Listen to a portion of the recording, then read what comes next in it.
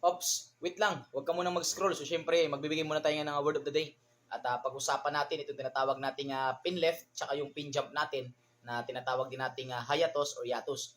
Na kung saan ito ay matatagpuan natin at mababasa under ng question documents at under naman ang characteristics of writing natin. So, ibig sabihin po, yung ating pin left tsaka yung pin jump natin ay karaniwan po natin itong nakikita sa ating pagsusulat, kumbaga sa ating mga writing stroke po. Okay? At meron silang similarities tsaka differences, no? Unahin natin yung similarities ng dalawang ito. Ano ba yung ano ba yung pagkapareha ng pin jump tsaka yung pin lift natin? Unang-una, pareha po silang gap occurring between our writing stroke. So, ibig sabihin, pareho po silang gap po na lumalabas sa ating pagsusulat. No? Nagkaroon ng gap yung ating mga writing stroke.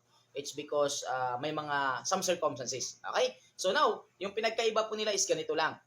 Pag sinabi kasi nating pin left, ibig sabihin, pin left, from the word itself, left, ibig sabihin po, nagkaroon ng gap yung ating writing stroke, it's because ni-remove po natin yung ating pen or ni-remove po natin yung ating writing instrument. Like for example, nagsusulat ka po. Okay, nung nagsusulat ka, so tinanggal mo yung writing instrument sa papel mo, tapos bumalik ka sa pagsusulat, nagkaroon po siya ng gap.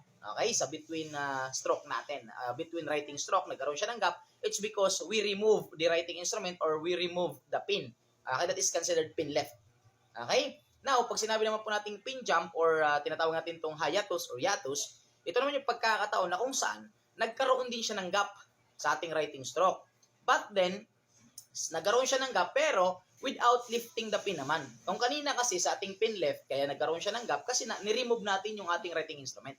Pagdating naman sa ating pin jump, is nagkaroon siya ng gap pero without lifting the pin. So like for example lang po, nagsusulat tayo, no? Diretso lang yung pagsusulat niya without lifting the pen pero may nakita tayong gap, okay, between the continuous stroke, di ba? So now, paano nangyayari yun? Hindi naman natin ni-remove yung pen, bakit siya nagkakaroon ng gap natin, okay?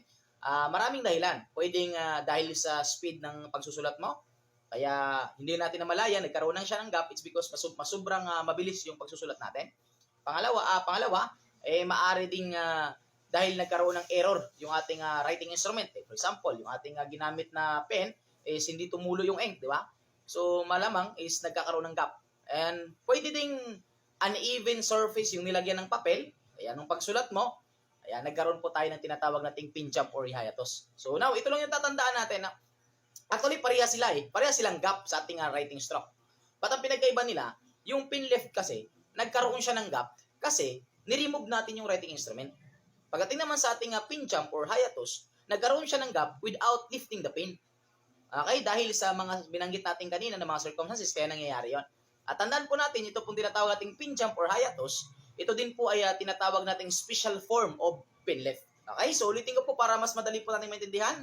Kapag without removing the pin, tapos nagkaroon ng gap, that is considered pin jump or hiatus. Pero kapag ni-remove na po natin yung writing instrument, or ni-remove natin yung pen at kaya nagkaroon po ng gap, that is considered pin left. Okay? So sana nakatulong sa inyo yan at syempre naman yung lingkod, your Mr. Word of the Day, Emmanuel, Damasor Shuman, Bilis, Several Alos, CBRC National Tour, and Archie Commerce. God bless you all. Thank you so much.